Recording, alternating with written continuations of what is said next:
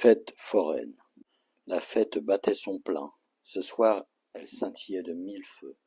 Les yeux de Ti-Tom illuminaient son visage. Il était ravi de tenir enfin la main de son père, un moment privilégié pour lui, depuis le divorce. « Papa, papa, je veux faire ça. » Ti-Tom pointait un stand de tir où des balles en caoutchouc tentaient d'atterrir dans les bouches béantes de grosses têtes de clowns. 2 minutes plus tard, il lançait des balles s'encourageant avec toutes sortes d'onomatopées. Ti-Tom se révéla très adroit. « Bravo, Minot, tu as gagné. » Le forain lui tendit un sac plastique rempli d'eau dans lequel tournait en rond un poisson rouge. « Merci, monsieur. T'as vu, pas, j'ai gagné. » Il attendait l'assentiment de son père qui lui tapota sur l'épaule et l'emmena au stand d'à côté. Là, son père se saisit d'une carabine, puis commença une série de tirs dans la cible. Ti-Tom s'enthousiasmait à chacun des tirs et encourageait son père à grands cris, afin qu'il accentuât la précision de sa visée. Le père s'agaçait, jouait et rejouait de nouvelles parties sans atteindre les bons points de la cible. Frustré par les performances de son père, Ti-Tom se tourna vers d'autres joueurs, tout en revenant de temps à autre sur lui. À un moment, il détourna même la tête, en signe de refus de voir la suite, et puis leva carrément les yeux au ciel lorsque son père rata l'immanquable. C'est alors que son regard fut immédiatement attiré par un ballon rouge qui semblait s'envoler hors de contrôle. Le ballon s'éloignait lentement en zigzagant drôlement. Comme fasciné par la scène, Ti-Tom se mit à le suivre des yeux, puis à le poursuivre en marchant. Il zigzaguait maintenant parmi la foule, ne quittant plus des yeux le ballon, et petit à petit, il s'éloignait du stand. Un instant, il jeta un regard vers le stand déjà distant, et vit toujours son père. Il replongea dans le ciel azur où le ballon rouge continuait son parcours aléatoire, s'effaçant lentement jusqu'à devenir un point noir, qui s'évanouit tout à fait en quelques instants dans le ciel lointain. Comme la bulle d'un rêve éclate, Ti-Tom revint à la réalité. Il se tourna de tous côtés afin de retrouver le stand. Il était perdu, sans repère, au milieu de centaines de stands d'attractions et de manèges qui s'étalaient largement sur le front de mer. La fête luisait comme un verre éphémère et tintinabulait de 1000 tonalités colorées.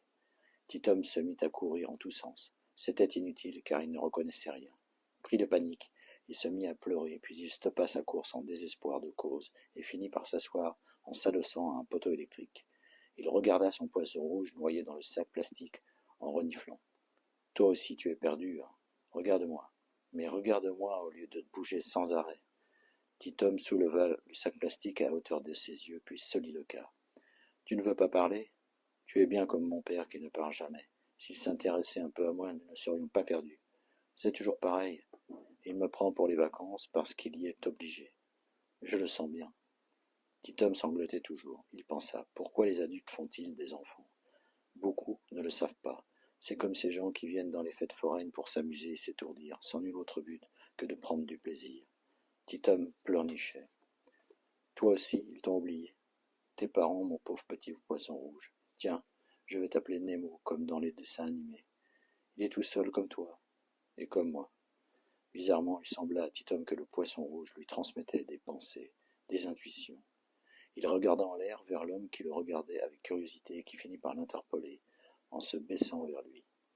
Ti-Tom posa le sac plastique d'un coup sec. « Alors, petit, qu'est-ce qui t'arrive ? Pourquoi tu pleures ?» Ti-Tom s'essuya les yeux avec ses doigts. « Monsieur, vous savez où se trouve le stand de tir à la carabine ? Je suis perdu. Mon père est là-bas. » L'homme prit un air ennuyé. « Tu sais, mon garçon, des stands de tir, il y en a beaucoup, ici. Et je crains de ne pas retrouver le bon. As-tu une direction à m'indiquer ? » Eh bien, je ne sais plus. Ti-Tom tentait de montrer une direction avec son doigt lorsqu'il fut envahi par une sensation d'humidité au niveau de sa jambe gauche.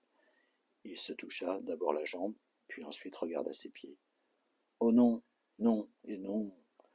Le sac plastique gisait tout flétri, vidé de presque toute son eau, alors que le poisson rouge se cabrait encore faiblement à quelques centimètres de son pied gauche, la bouche et les branchies grandes ouvertes. « Monsieur, il faut faire quelque chose pour Nemo. » L'homme saisit vivement le poisson par la queue, mais il ne bougeait plus.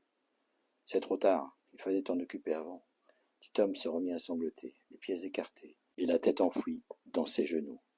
« Comme mon père, voilà, j'ai fait comme mon père. » « Qu'est-ce que tu racontes ? Allons, petit, ne restons pas là. » L'homme voulut relever Ti-Tom qui gémit. « Non, non, je veux que mon père vienne me chercher. Écoute, mon garçon, sois mignon, et comprends que ton père ne peut te retrouver aussi facilement. Et arrête de pleurnicher. Je te ramène vers la sortie et on attendra ton papa là-bas. Allez, viens maintenant. L'homme releva Titom doucement, qui prit son poisson rouge mort dans sa main droite. Il se laissait faire maintenant. Il avait cessé de pleurer. L'homme l'entraînait d'une main ferme. Monsieur, mais où on va là? Vers la sortie que je connais. Je te l'ai déjà dit. T'inquiète, petit. Titom traînait de plus en plus les pieds. La nuit tombait sur la baie, et les manèges valsaient autour d'eux, comme des monstres versicolores lâchant de longs râles métalliques. Par moments, il fallait presque crier pour se faire entendre. Soudain, Titom tira brusquement l'homme vers la droite, et en lui montrant du doigt un manège. Il est là, c'est papa, là, dans ce manège, avec la dame, là. Papa, papa, je suis là. Ouh, par ici. L'homme que visait Titom semblait beaucoup s'amuser avec la dame. Il riait à gorge déployée. L'homme qui emmenait Titom le tira vigoureusement vers lui. Allez, viens, c'est ridicule. Tu vois bien que ce n'est pas lui. Il lui ressemble peut-être, mais ce n'est pas lui. Sois raisonnable, petit. Ton papa te cherche, il n'est pas sur un manège. Allez, on y va maintenant. L'homme l'emporta rapidement loin de la scène, et ils se faufilèrent à travers un dédale de stands. Papa, papa. Titom pleurait à grosses larmes, tout en serrant toujours son poisson rouge. Il buta sur une pierre, trébucha à moitié, et en voulant se rattraper, son poisson lui échappa de la main. Il voulut le ramasser, mais trop tard. L'homme l'entraînait toujours plus vite vers la sorte que l'on pouvait apercevoir. Maintenant. Je veux qu'on attende mon papa. On va l'attendre à la sortie, ton père. Le père de Titom était en train d'enlacer une jeune fille élancée à la sortie d'un manège. Elle riait, et il l'embrassait dans le cou. Elle renversa son corps en arrière comme une grande courge, fit semblant de la laisser tomber. Puis il la fit tourner et tourner sur elle-même comme un manège. Arrête, mais tu es fou, arrête. Je ne sais plus où je suis. Une fois qu'elle eut repris ses esprits, elle interrogea le père. Au fait, ton fils, il faut le chercher maintenant. Bah, il n'est pas si bête, ce petit. Il va m'attendre à la sortie. Il a 10 ans quand même. Minuit. Devant la sortie, les derniers visiteurs quittaient la fête. Un gyrophare traçait une raie lumineuse, horizontale, bleutée, sur les troncs d'arbres. En face, les gendarmes. Le père de Titom semblait décomposé. Le vigile, un fort gaillard de type nordique, opina du chef. Oui, je les ai vus. Le gamin hurlait. Le type qui l'accompagnait m'a dit qu'il faisait la comédie et qu'il le ramenait chez son père. Ils sont passés si vite. Et puis moi, j'étais occupé à ce moment avec un groupe de jeunes qui voulaient entrer, passablement émuchés. Par où sont-ils partis? Ils se sont enfoncés dans la pinède, juste en face, je crois. Petit à petit, les manèges et les attractions se turent. Les lumières multicolores s'éteignirent, une à une, dans la nuit, qui prit la relève de la fête. La jeune femme signifia au père de Titom qu'elle devait rentrer et qu'elle l'appellerait le lendemain. Le père ne dit mot et resta prostré. Il la regarda à peine partir. Le brigadier-chef se plaça en face du père de Titom.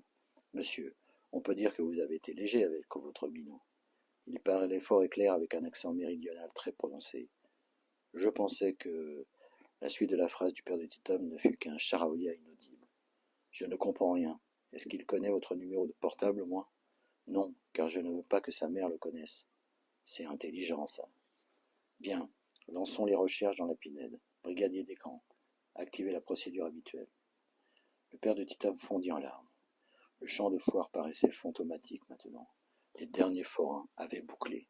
On apercevait légèrement dans le fond un trait de mer noirci et immobile. Le gyrophare continuait de veiller comme une pulsation bleue mélancolie.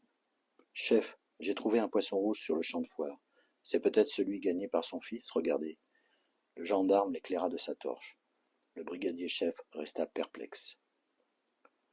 Il est mort, mais c'est un élément pour notre enquête. Nous n'avons pas grand-chose pour le moment.